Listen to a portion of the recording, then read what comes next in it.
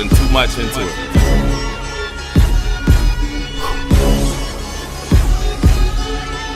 Yeah. Let's get this fire started. Sports became a passion.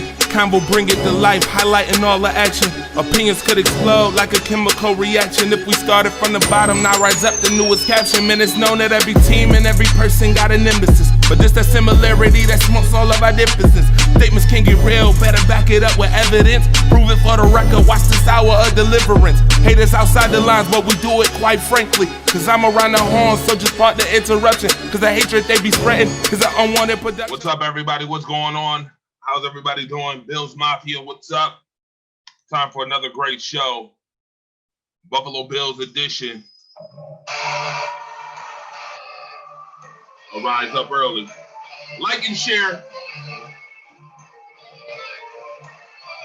A lot coming out of One Bills Drive this week.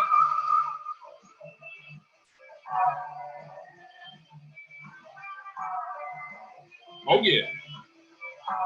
Go get your tea and coffee and all that good stuff. Toast.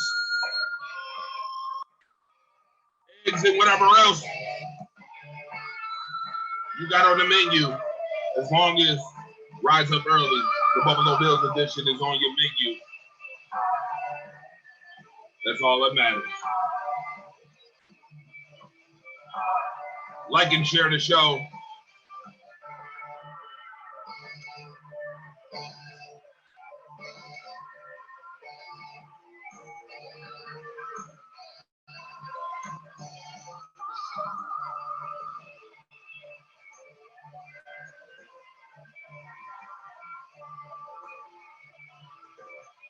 The fire starters in the building.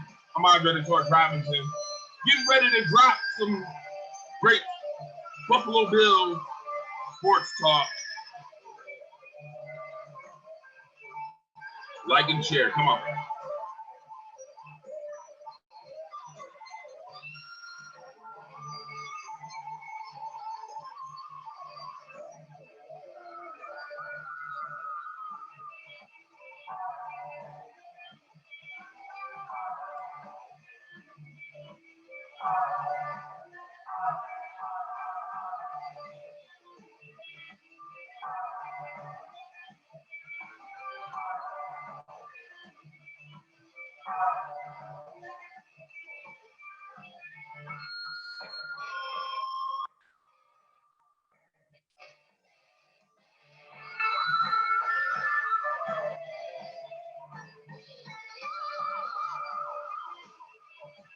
Let's go, Bills Mafia.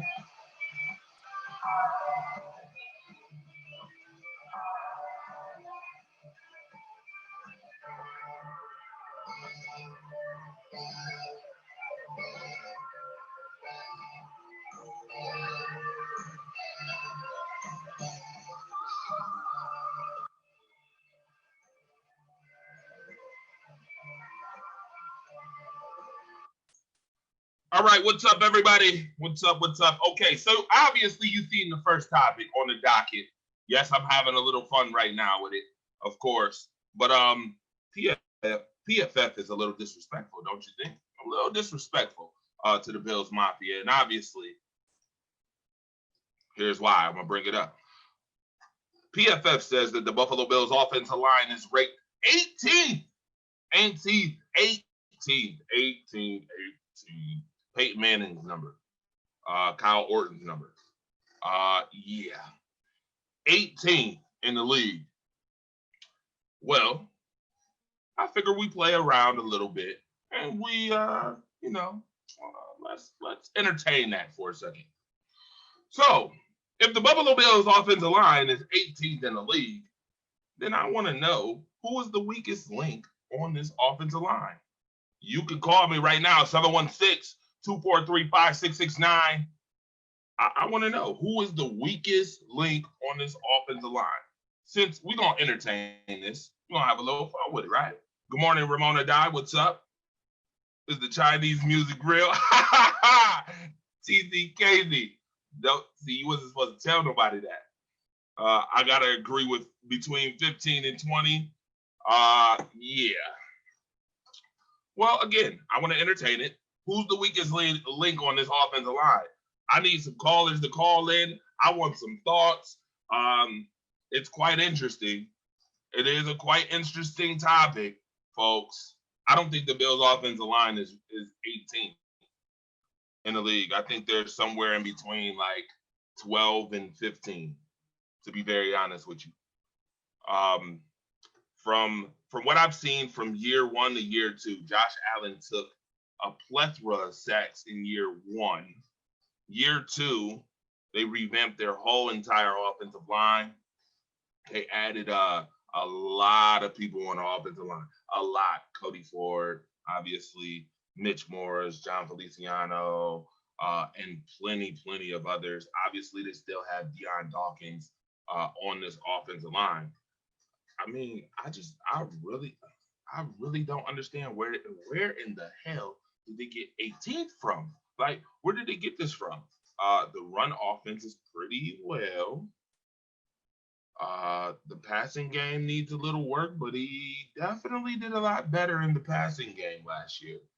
I don't remember Josh Allen taking too many sacks. So I need to know. Somebody tell me, who is the weakest link on this offensive line? Can anybody tell me? Because I can tell you who I think it is, but I'm just waiting to see who's gonna respond, what people are gonna say before I tell you if I agree with you or not. But to be very honest with you, and this is gonna ruffle some feathers. Ty Nishiki was injured last year, so Ty Nishiki don't really count right now. We got to see what Ty Nishiki could actually do. I've seen Ty Nishiki legitimately dominate Jadeveon Clowney, so I don't know if he's the weakest link on that offensive line, Thomas. But I mean, I can understand where you may get that from. But I really think that it's a certain person that we talked about a couple weeks ago. For those who remember the show a couple weeks ago, we talked about players who may be overrated on the Bills. One of them was Cody Ford.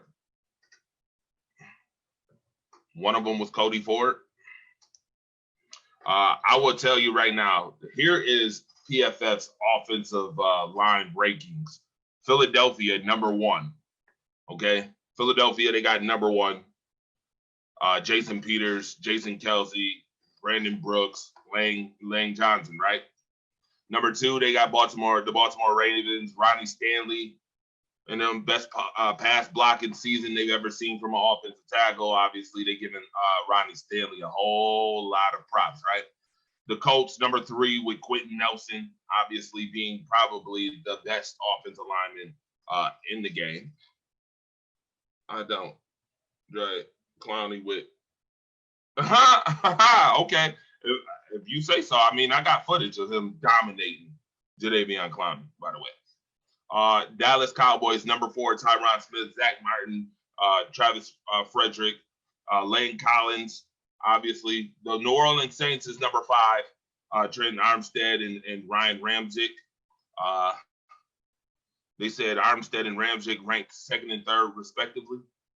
Green Bay, number six. That's a shocker to me.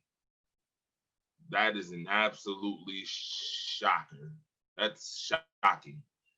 Their average allowed pressure was 2.26. I guess that was the best in the NFL last season, 2.62. I'm sorry. Number seven, the Tampa Bay Buccaneers, Ryan Jensen and Al Marpet. Marpet has the 12th highest overall grade among 55 guards with 2,500 plus snaps. I mean, Tennessee is number 8, obviously. Number 9 is the Pittsburgh Steelers. 10 is the New England Patriots with Joe Thurley, Isaiah Wynn. Okay. And also, they replaced Marshall Newhouse as well. Number 11 is the Detroit Lions, Taylor Decker and Graham Glasgow and Frank Ragnow, obviously. 12 is Eli.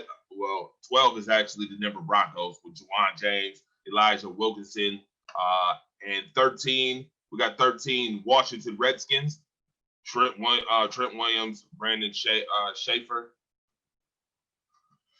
14 is the 49ers with Taylor. Well, guess what? Actually, they had Joe Staley. Okay. 15 is the Oakland Raiders, Rodney Hudson and Richie Incognito. Also, they had Colton Miller. 16 is the Kansas City Chiefs. 17 is the New York Giants, Nate Solder, Mike Reimers, Kevin Zelter. 18, actually, they got Carolina's 18 with Matt Paradis and Darrell Williams. It's quite weird, folks. Number 19, the Minnesota Vikings. They got Buffalo ranked at number 21 right now. They said the Bills' best pass blocker is Deion Dawkins with a 76.4 blocking grade. I totally disagree with this list. This list is terrible. Tell me if you think the Bills. Oh, and Houston's 20. How in the? Wait a minute. Time out. So the Buffalo Bills are behind the Houston Texans. The Houston Texans are absolutely terrible on the offensive line. I don't understand this at all. I think PFF is terrible when it comes down to grading offensive lines. I think the first couple were right. But after that, I think the Bills' offensive line is better than the Houston Texans, better than the Carolina Panthers, better than the Giants. I think they're better than the Raiders, better than the Redskins, damn sure better than, and I'm sorry to say this, but this is the truth. The Detroit Lions can't keep Matthew Stafford off his back. The Denver Broncos, really? The Denver Broncos? Are we serious here? I think, again, the Buffalo Bills are like in the 12 to 15 range, not 18 to 21. Absolutely egregious. When will you homers wake up? Nope. Houston has Tunzel. Okay. Devon said this list is accurate. Nah. You'd be wrong. Hey, Devon, get on here, co-host. I don't know why you're not even on here. Shout out to my co-host, Devon Stanfield, who's in the comment section for some reason. There's the code right there. You're high? I might be. I'm high off life right now and just got off work. So maybe I am. But I don't agree with that. I just absolutely do not agree. Now, you're telling me that the Detroit Lions offensive line is better than Buffalo's? Who believes that? Who believes that? Please tell me. You can call in. I love keyboards. I love the keyboards and the typing and all that, but I also love the call line and the ring, ring, ring, ring. Yeah, I love that. I love when people actually ring in, so I can do on people's ideas every now and then. Once in a while, got to stay being a fire starter. If you touch it, listen. Yeah, I just got in here and did what I had to do. Sorry about that. The Broncos last year. Seriously? The Broncos. Better than the Bills offensive line. And I'm glad that my brother is in here now. Glad that the professional has showed his face. What's going on? You said that this list is accurate. Please explain to me how this list is accurate, sir. First of all, good morning. That's first and foremost. Good night. Second of all, look what it just said. You're reading the PFF list. It said ranking all 32 NFL offensive lines following the 2019 season. That's nice. But I'm talking about before that. I understand that, but this list is accurate based off of the stats from the 2019 season, based off of rushing performance and pressures on quarterbacks. It's not taking into account the eye test and the injuries. It's only giving you the list is 100% accurate. It's 100 based on the criteria. It's 100% accurate. I disagree. Totally disagree. Okay, I totally disagree. and And here's why. You're entitled. And here's why. Here's like just your first argument why it's fallible. Here's why the Buffalo Bills offensive line is not better than the Houston Texans. Y'all lost, and you got mutilated in a playoff game that you had a lead. Okay, so are we taking into account survival rate? Because survival rate I just gave you the breakdown. The breakdown was simple. Number of rushes, sacks, and hurries. You gotta give me more premise because the Buffalo Bills was all over. I'm telling you, number of pressures, sacks, and hurries. Look at this, just the comparison in that game. The first half, we were murderous. The second half, we ain't come close. That whole game, they was on Josh Allen. That whole game. Then you got to think Green Bay's offensive line just wasn't good in the second half. Why? I'll wait. You said in the second half of what? In the second half of the football season. The Green Bay Packers? Yeah. Well, I'm only going off of the people that you said the Bills were better than. The Packers was number 6, and Aaron Jones scored 19 touchdowns, and they won every game that Devontae Adams was a part wasn't around. So I don't understand. What are you talking about? Second half of the season? You said you don't agree that Green Bay's line was that good, and I'm like, how? Nah, in pass protection, I don't think so. I think in run blocking, they're phenomenal. Obviously, Aaron Jones did his thing, but in pass protection, you do understand that Aaron Rodgers had an average of 3.4 seconds to pass the ball on every play. That's unheard of in the NFL, especially when you don't have a large amount of talent at receiver. But you said that the Bills line is better than Oakland. How? They got Rodney Hudson and Richie Incognito coming in this season. So again, that was before this topic right here is before the additions in 2020. They had them ranked 18th before all of this. So I'm talking about last year. Last year, them being 18th. Even last year, their line was better than us. I don't believe that. By the way, you talked about sacks and hurries. Sir, I want you to understand that the Buffalo Bills had 7 sacks on Deshaun Watson in that playoff game. And Josh how many of those sacks were in the first half, Dre? Okay, so we can't switch premise just only. I didn't. I said the first half. I said the first half we was all on Deshaun Watson. Hold on, but let me quote you. You said that the Texans hurries, sacks, and right here, the Bills gave up only 3 sacks in that game. The Texans gave up 7, sir. 7. I got it right here. Want me to share it for you? No, I don't. You're missing my point. I want you to see that. You're missing my point. But go ahead. No, I totally get your point. I just don't think I don't think as far as Oakland is concerned when it comes to pass blocking is a great pass blocking team. I don't.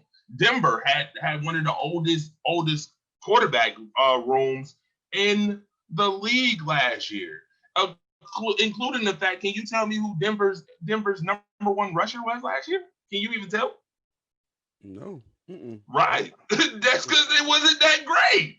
That's what I'm saying. But bro, they still Detroit's offensive line is better. They can't even keep Matthew Stafford off his back. Didn't they just draft the offensive lineman in the draft? Didn't they just do that? They did. Okay.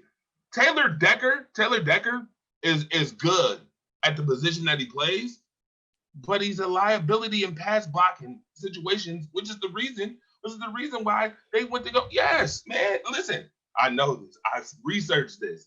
That's why they wanted to get a player who could play the other side, because Taylor Decker had to play both sides last year, and he was getting beat on the one side. He's getting beat on the right side. He's a true left guard, for crying out loud. I'm just trying to give you the facts, man. The facts are the Right. facts. The Detroit Lions have Taylor Decker and Graham Glasgow. Graham Glasgow is phenomenal. You got And what position does Graham Glasgow play? You got two of the top 10 offensive linemen at their position on your team. That's why they're better. Glasgow plays what position? You tell me. I'm asking you. No, you tell me. You're making the point, right? Okay, so I gotta tell you. Right? No. He plays guard, but I'm just saying it's.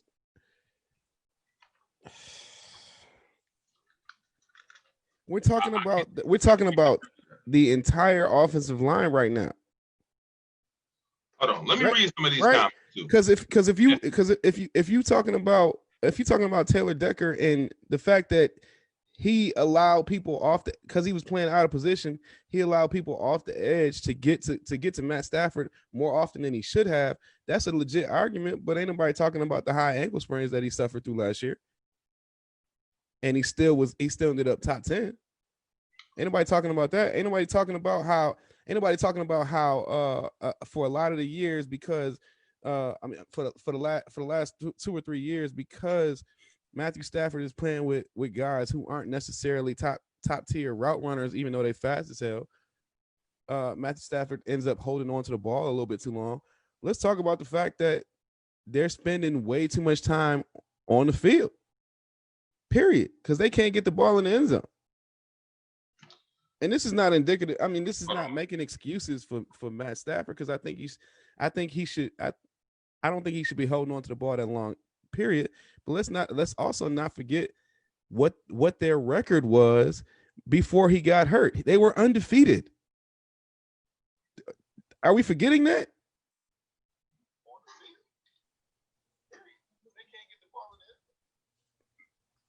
So we got Lions. Hold on, time out though. Do the Lions not started out fast in the last how long? Couple years? The last 2 seasons. Okay, so and it's always been a Matthew Stafford injury that derails their entire season. And it's not always on the offensive line. What's the best availability, sir? What's the best availability? You about to Marcus Betsme right now? No, I'm not Marcus Betsme. It's a fact. I mean, it's the truth. The best ability is availability. I get it. The dependability, availability, I get it. But dependability, durability, availability. What ability do you want? I get it, man. But you cannot discount everything. You got to take everything in totality, man. You can't convince me that the Bills' offensive line is better than Detroit's. And part of the reason why is because their offensive line coach is trash.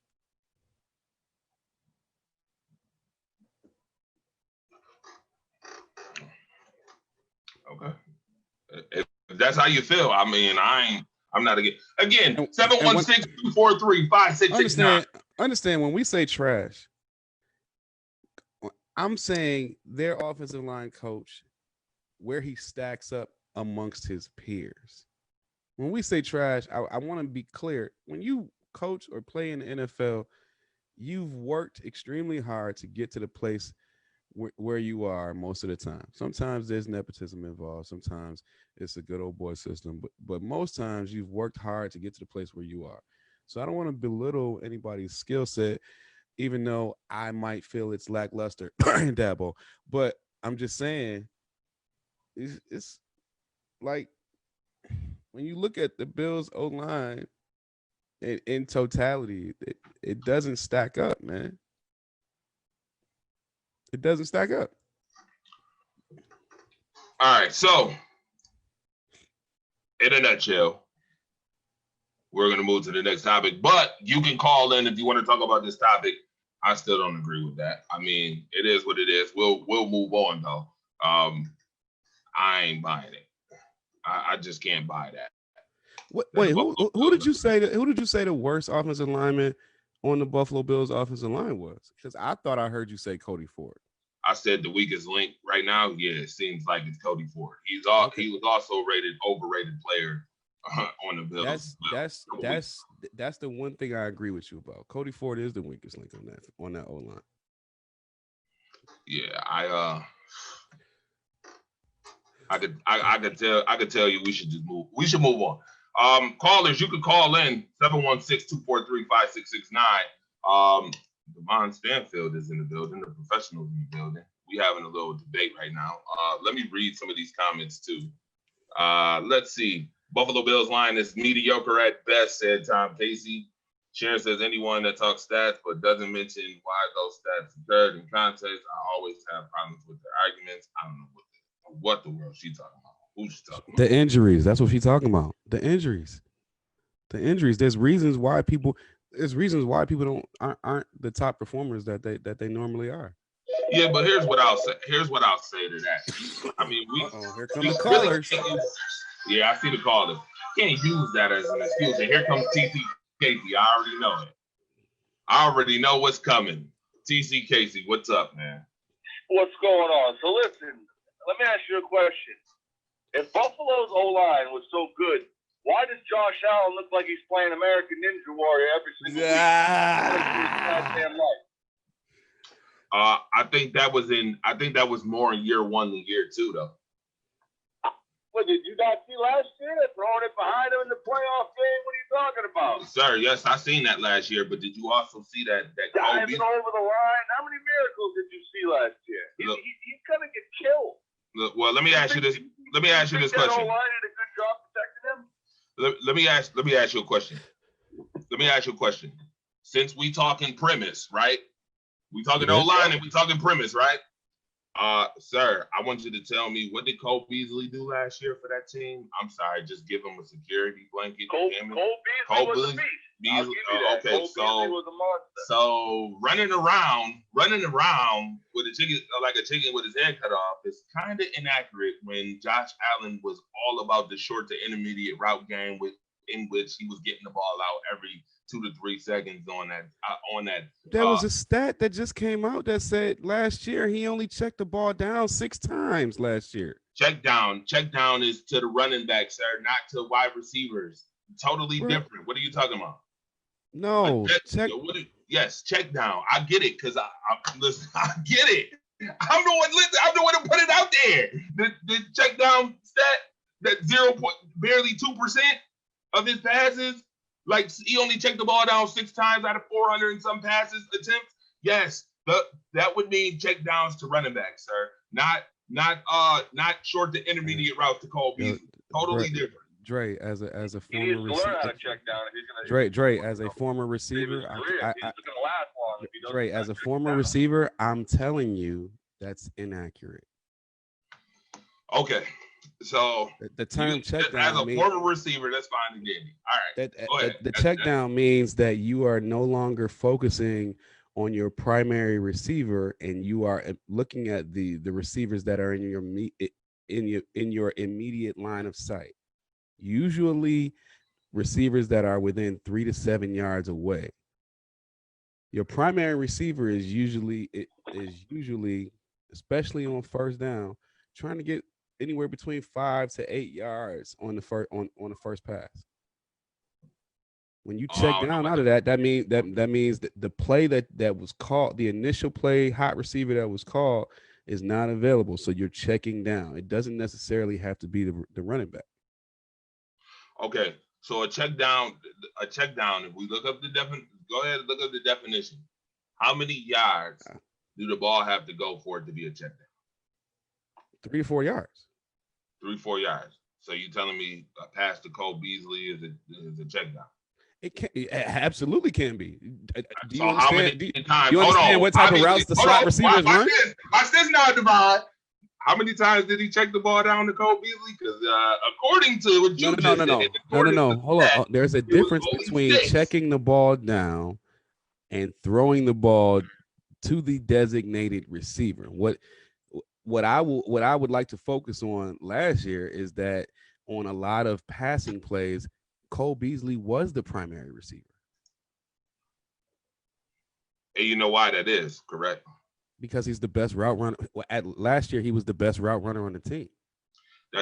Okay. So let me. So there's a high level of chemistry there because he always knew where Cole was going to be because Cole was consistent.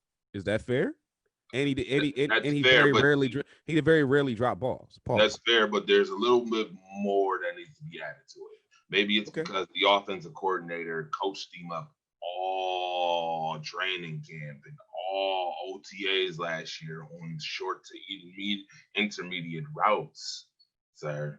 He was literally coached out of the long ball.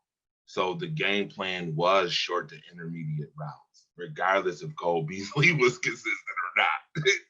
That was the game plan. And he got trashed in the media for not being able to be accurate on those short to intermediate routes. So that was the game plan from Diane. I was one of those people that was trashing him. So yeah, I know that. Oh, absolutely. I think. All right. So, all right. Listen, trust and believe me, you're gonna get a lot of debates on this show from me and Devon. It's fine and dandy. We can go back and forth. I love it. In fact, sometimes you got to do it on purpose just to get insight. All right, you better learn how shows go, man. Sometimes you got to do it. You got to be the devil's advocate. We get to the next topic in which, and Devon loves being devil's advocate. By the way, don't let him fool you. So John Feliciano, one of those offensive linemen we've been talking about for the last 15, 20 minutes. I said the same shit. Excuse my language. I said the exact same. This quote right here, I said the same thing. Courtney said the same thing. We said the same exact thing. So we hit each for 60 minutes, but we can't switch jerseys. Y'all look stupid. I want to know how y'all feel about that rule. How the NFL just came up with this rule that I think is going to have no basis whatsoever. In fact, I think it's quite silly because I feel like players are still going to find ways to switch jerseys anyway. So what is this about? Come on, what is this? Is this just a distraction? No, this is the league this is the league overthinking. I don't think that they had ill intentions on this. What they should have said is that there will be no post-game socializing after games. They should have nipped all of that in the bud and say that you're only allowed to be in the vicinity of one another as it's necessary per the restraints of the game. But everything after the final whistle blows, we don't want any extra blah blah blah blah blah. That's what they should have said.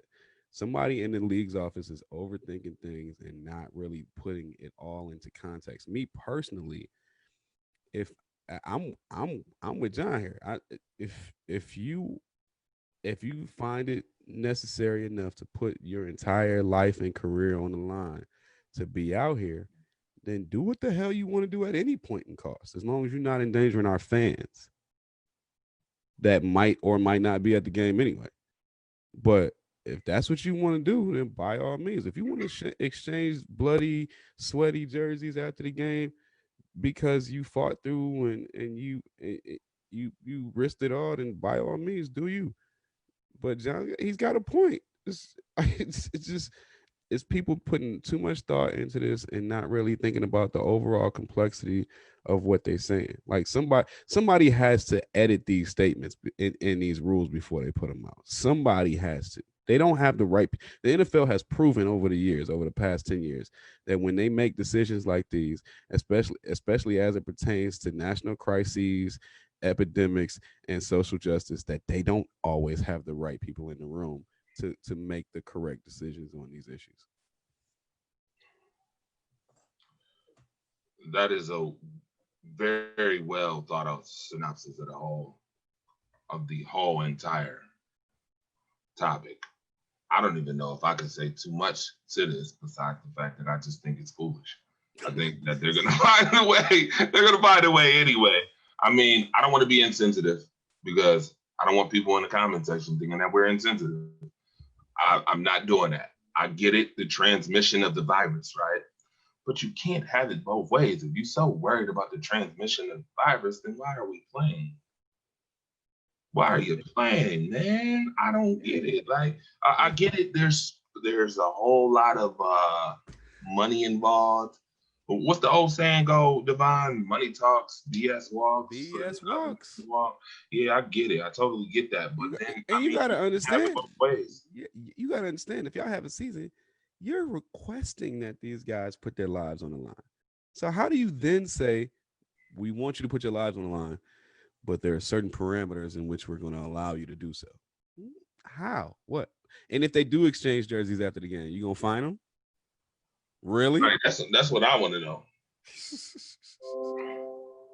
TC Casey said it's safety protocol. All equipment other than the helmet and shoulder pads should be thrown away. Protocol is all jerseys discarded after each game. Said, who cares about trading jerseys? It's about playing and keeping the season alive with its entirety. You have a point there, TC. I'm not against your point. I'm just not for your point.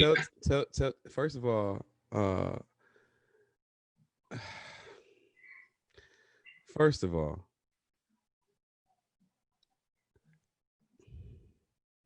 how you not throw the helmet away, Dre? That's what I want to know. If it's about safety, see, this is the second day in a row that TC them spew some BS on a sports show. Don't do it. Listen, I just said I wasn't for it. I wasn't against it. I was trying to let him live, man. Let him live. No. What we not gonna do is we not gonna do that. See, it wasn't even 4 months ago that the CDC and Dr. Fauci and all of them got on national television and said the coronavirus, the COVID-19 virus can sit on metal and plastic for anywhere between 3 to 5 days. So if you're breathing on the face mask of your helmet, and the lining within your helmet is consistently subjected to the very edifice on your body that is causing all of the transmission as a whole, then how can you say that everything except for helmets and shoulder pads need to be dispersed? Last time I checked, I don't breathe on my jersey. I only sweat on that hoe. Last time I checked, I ain't breathing on I ain't breathing on my pants. I ain't breathing on none of my rib cage pads. And again, former football player, I'm gonna spit it out. And I know TC done played football before. He talking that BS. Owns a gym. Yeah, he know he talking that BS, and he owns a gym. And I understand, TC, I get it. You just spitting out what the league particulars are. But here's the problem with that, and understand, my problem is not with you, except for the things that you try to reiterate. My problem is, I go back to my same point. They don't have the right people in the room making these decisions or editing these things before they release them. It's not smart, or it doesn't make sense, bro. If you're gonna get rid of some equipment, get rid of all of it. You know why they're not getting rid of helmets and shoulder pads? Because they cost money. They manufacture the jerseys. Every game, teams go to every game with at least 2 to 3 jerseys of the same color, just in case, because football is a contact tough sport. You might get a jersey ripped up, and you might have to switch that joint. Am I right, Dre? You be at the game. You know that. I know that. That's why they're getting rid of jerseys, because they're dispensable. Throw away shoulder pads for 2 or 3 weeks. Watch your revenue start to plummet. That ain't no cheap material. That ain't cheap material. That ain't cheap equipment we talking about. Exactly. So I mean, not throwing that away. They're gonna sanitize that joint. They gonna quarantine that joint. It's like, and TC said it right yesterday, and you said it right just now. You can't have it both ways. Either throw it all away, or don't throw none of it away. Wash it, spray it down, and let people do what they want to do, because they already out here risking it all. Right, that's my thing too. Like, as long as they're not putting the fans in danger, right, where's let the them do what they want to do. They already gonna play with no fans. Exactly. Just to keep your TV revenue shares up. Just to keep your TV revenue shares up, they're gonna play with no fans. This jersey swap thing is amazing, bro. They do it at high school games now. Yeah, like you got high school kids and little league kids swapping jerseys. First of all, they don't own the jerseys. So it's mind-boggling to me. But star players at the end of their seasons, they swap jerseys now as a sign of endearment and reverence for each other's skill sets. It's awesome, man. Why would you even want to touch that when they risking it all just by being out there? Yeah, I agree. All right. So moving on, folks. Next topic. We already 40. I can't believe this. We are already 40 minutes into the show, folks. And by the way, I'm mad my man Mookie Hawkins not here because we spoke. He said he was gonna be on here. Jerk. Well, this topic should be quite interesting, folks. Before we take a commercial break, we're gonna get into this one. Who will the Bills beat and lose to? Rank these quarterbacks currently. So you know I gotta fire start a little bit. Gotta have my little fire started a little bit, man. Sir, the first on the docket is Tyrod Taylor. Are the Bills going to win that game? They gonna beat this guy or they gonna lose? Which one? Dre, I'm gonna go on the record here. I'm gonna go against my better judgment. Ooh. I'm going to say hot take. I'm gonna say that this is a hot take. I'm gonna say they're neither going to beat nor lose to Tyrod Taylor because he won't be the starter. Oh, interesting. So Justin Herbert will be the starter. I think that is going to happen, not because Tyrod's not performing, but because of the same reasons in Buffalo, because they want the young and fresh guy in there. And so the minute that Tyrod gets an ankle injury or anything, he's out as a starter. And because they don't have top tier talent at receiver, it's probably going to look better when Justin is in there at first because Justin's got a strong arm and he's younger. So interesting enough. All right. Moving on. Big Ben is back. They losing Big Ben. They losing to Big Ben? Yeah. That we have a complexity beating Big Ben and we have a hard time beating Big Ben and beating Tom Brady. It's a mental thing. It has nothing to do with performance. It's mental. All right. Well, I'm going to tell you that the Bills are going to beat Ben Roethlisberger. I hope you're right. I can't stand him. You know how I feel about Ben. Yes, I know. I definitely know. And let me just say, FCC Airwaves, Devon Stanfield can't stand Big Ben. Yeah, and let me just say here, up after the show, and she definitely will. And let me just say here, I am not talking about Big Ben the football player. I love Big Ben the football player. I hate Big Ben the person. I don't hate him. I just have a strong disdain for him, and I'll leave it at that. Yeah, I think it's going to be an interesting game. I really do. I think it's going to be a close game again, like it was last year. Even with Mason Rudolph, I get it. They barely beat him last year. Mason Rudolph and them, and Duck Hodges at quarterback. I get it. I totally get it. But that game was more of a defensive battle between two, and obviously both teams have phenomenal defenses or have better developed defenses. The Buffalo Bills have one of the probably deepest defensive lines in football right now. And I think that's going to come down to the trenches when we talk about this game in particular. Okay, that's fair. Yeah, that's what I think. Yeah, it said you better back off Big Ben now. Yeah, she said not everyone can live. Sharon Big Ben. and Ramona. They both in here. Tag team back again. Hey, if I'm getting tag team by by Ramona and Sharon, I'm doing something right out here in these streets. Doing something right out here in these streets. All right. Like and share the show, folks. This is the Buffalo Bills edition of Rise Up Early. We are talking about these quarterbacks that the Bills will face. All right. Kyler Murray is next on the docket. They're gonna torch Kyler Murray. It's gonna take them a little while to understand the schemes that top tier defenses put up. So they're gonna torch him.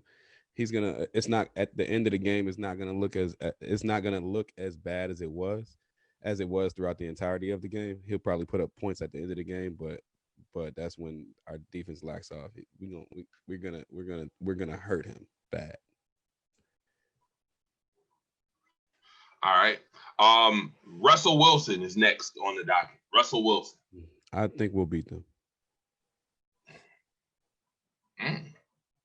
Interesting. Let me read the comments.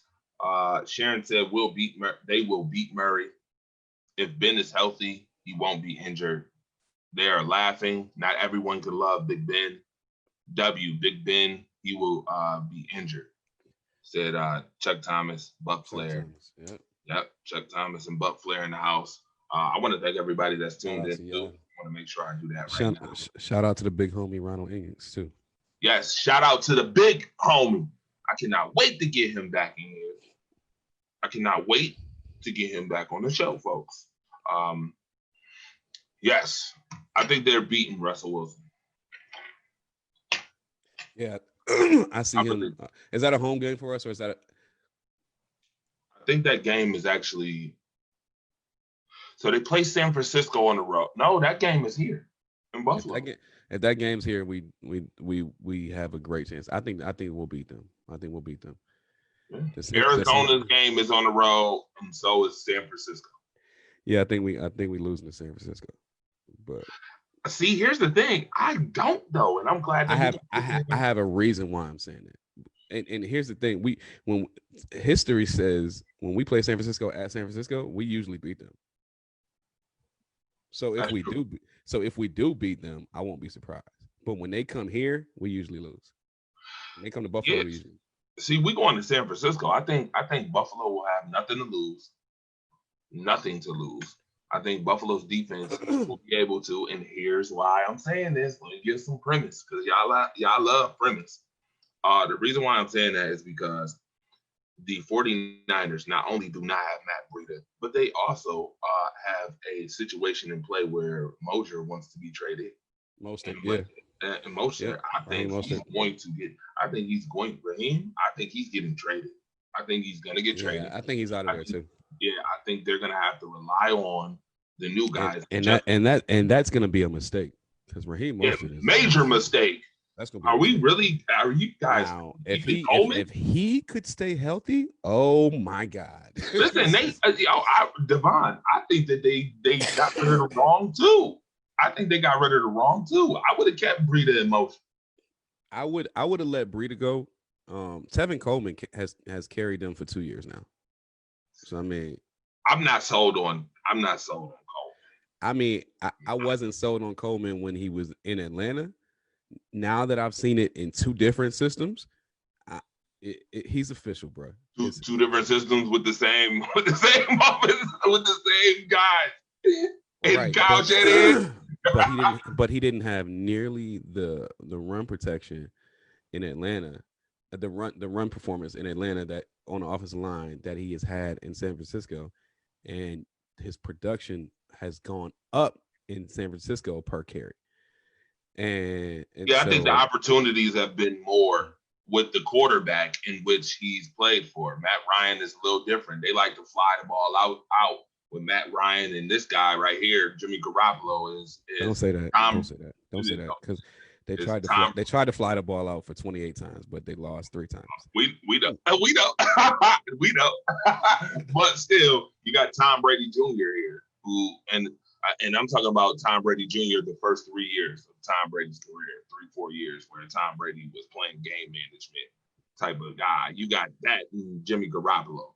I mean, Jimmy could get the ball out when he wants, but Jimmy Garoppolo's not consistent. So I think the opportunities in San Francisco were more than the opportunities in Atlanta, especially being that Tevin Coleman was number 2 to obviously the person who still I don't think has a job yet. Devontae Freeman. Devonta Freeman. Yeah. Hey, let me ask y'all sidebar, and I want everybody in the comment section. I want y'all to answer me too. Sidebar. Doesn't Jimmy G look like a younger version of what's his name?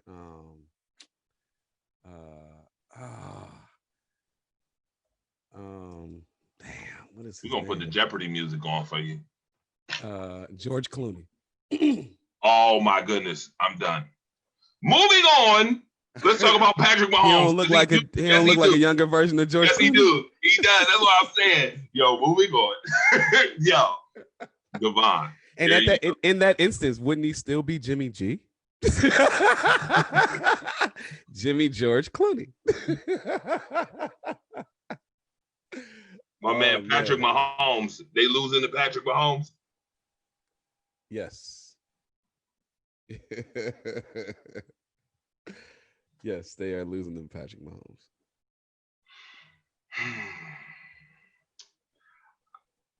Again, I will say this again for FCC airwaves. The Bills are beating either the 49ers or the Chiefs. One of the two. They're beating one of the two.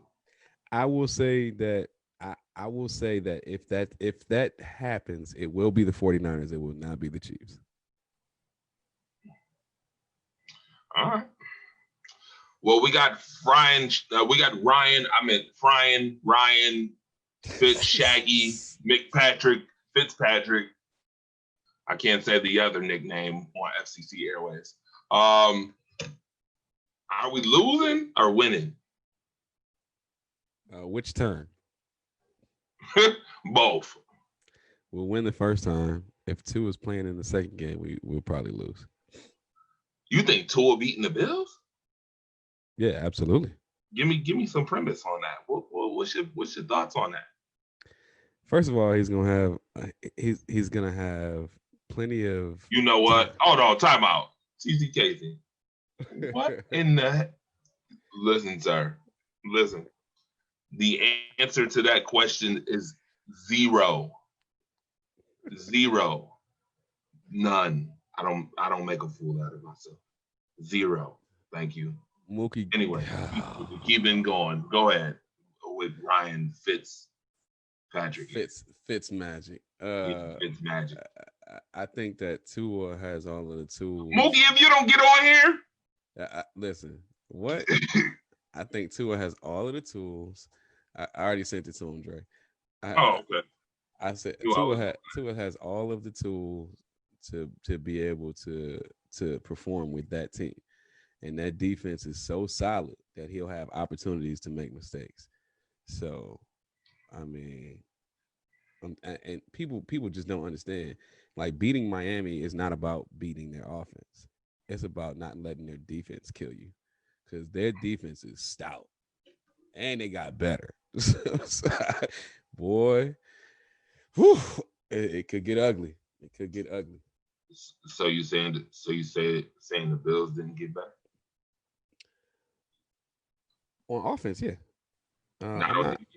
I'm not so sure they got better on defense yet. I think that, bro, they lost Jordan Phillips and Shaq Lawson. And, I mean, the Jordan Phillips loss might not be as catastrophic, but I think that the Shaq Lawson loss is going to hurt us personally.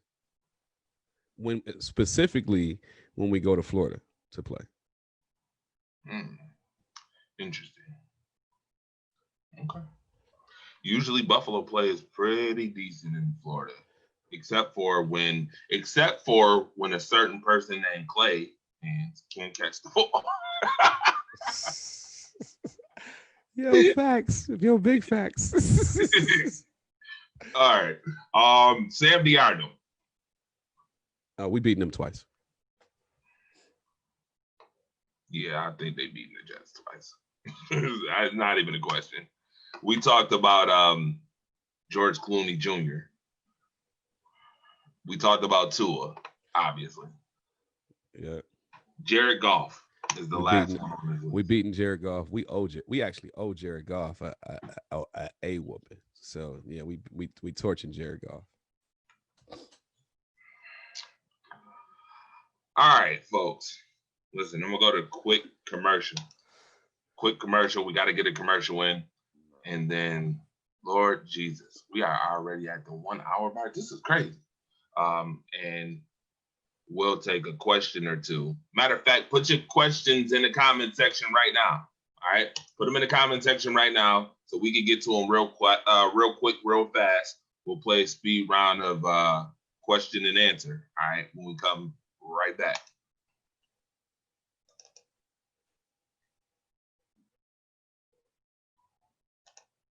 Putting too much into it.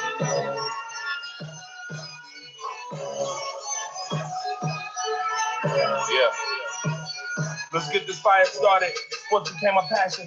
Combo bring it to life, highlighting all the action. Opinions could explode like a chemical reaction. If we started from the bottom, now rise up the newest caption. Man, it's known that every team and every person got an nemesis. But there's a similarity that trumps all of our differences. Statements can get real, better back it up with evidence. Prove it for the record, watch the power of deliverance. Hate us outside the lines, but we do it quite frankly. Cause I'm around the horn, so you want the interruption. Cause I hate that they be friends. Cause I unwanted production, plus I gotta do it all. And it ain't up for discussion, man. Them blood, sweat, and tears, man, they measure.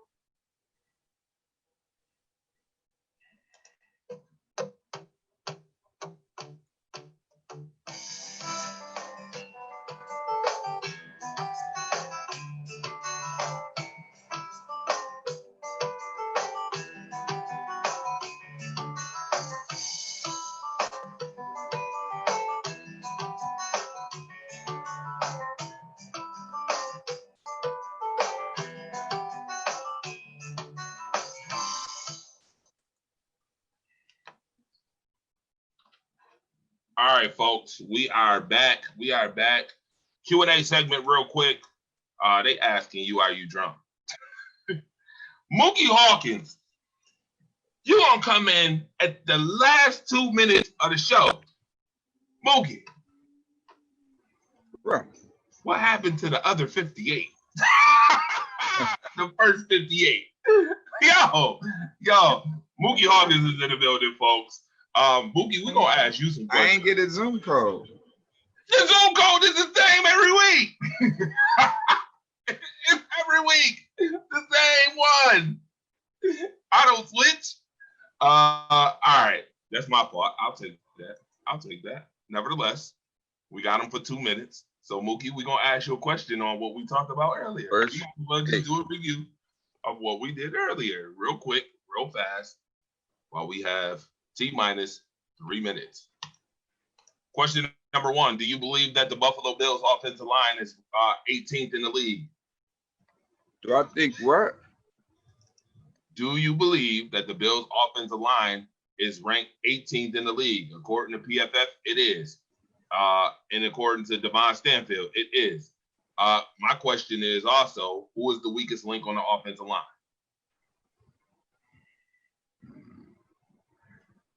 Weakest link on the offensive line? Mm-hmm.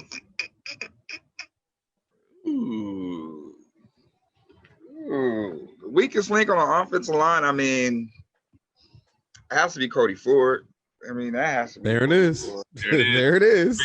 Agreed. It has to be Cody Ford. Yep. As far as the lineman rank, I'd probably give him 18th this year. I mean, last year, yeah. Thank you. This year- Thank you. this year, Context. I- Context. I give him that last year, okay? Last year. This but year it it'd will be- be better. It'd be a but much better offensive line this year. Thank you, Mookie. Mookie, I'm interested that you agreed with that because I didn't agree with it. I tell you. I mean, I didn't. last year was the first year that they all really got together. I mean, Mitch Morris pretty much lasted the whole damn season. First time in a long time that he done that. We did have some problems at right guard. We was trying to figure out we'll put Feliciano there, or that was like an experiment at right guard for the most part. Truthfully, that's where Cody Ford needs to be playing at. That's what I think. But you know, we got that good old dinosaur in Ty Nsekhe, you know, so he's a swing tackle, probably one of the, you know, best around if he can stay healthy, and he's old. He's old. So that's why I understand. That's why they kept Cody Ford at tackle and then bring Ty Nsekhe in. But you know, a year, everybody's back finally. You know, from tackle to tackle, the Bills starting line is back. You know what I mean? So that ranking should be a little bit more higher after this season. If not, you know, it'll be a top 10 offensive line this year. Top 10 this year. Interesting how they're going to go from 18th to 10th. They're not already in the top 15. I just think they're top 15. I'll be honest. I gave premise earlier. They didn't like the premise. Some people didn't like the premise. I said they're better than Detroit's offensive line. I said they're better than Oakland's offensive line. I said Denver's offensive line is kind of You could question that. So that would have put them right at 15. And then I named a couple others. Well, you can watch it. Go back and watch it. Well, we look at the numbers. Okay, yeah. Yeah, but I mean, a lot of context wasn't given. I mean, Devon gave a lot of context. He mentioned injuries, things of that nature. So I'll let this that year go. there'll be a top 10 offense. It's the verbiage that they use that validates it. They specifically said how offensive lines stack up after the completion of the 2019 season. Yeah, and but that's where they line up. Right. Yeah. I mean, when we look at numbers, right? We looking at numbers. We look at numbers, but you look at Quentin Spain. Quentin Spain didn't give up a sack all year. You know, that's why he got us bad. I mean, we can go there, but I was trying to, for the sake of, I think we talked about that for 20 minutes, which was really good, by the way, talking about the offensive line and different techniques and this, that, and the third. We can talk all day about that. That's something you can talk about for hours. So here's the next one real quick, Mookie. The jersey swapping.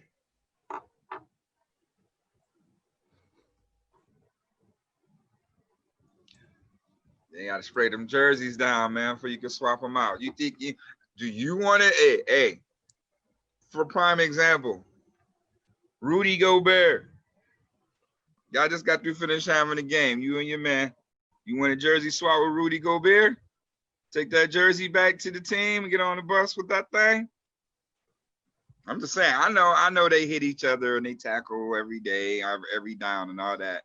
But at the end of the day, if you ain't disinfect that jersey, who knows? That jersey could be asymptomatic. Right. So I mean, it's just a precaution. Mookie, I mean, we really looking too much into that. You know. Thank you for finally saying thank you. If you're not getting rid of the helmets and the shoulder pads, then it doesn't matter. Don't matter, but yeah, I mean, but they just trying to find the possible ways to avoid all types of contact after the fact, I guess. But yeah, I don't know. I wouldn't want a jersey right now.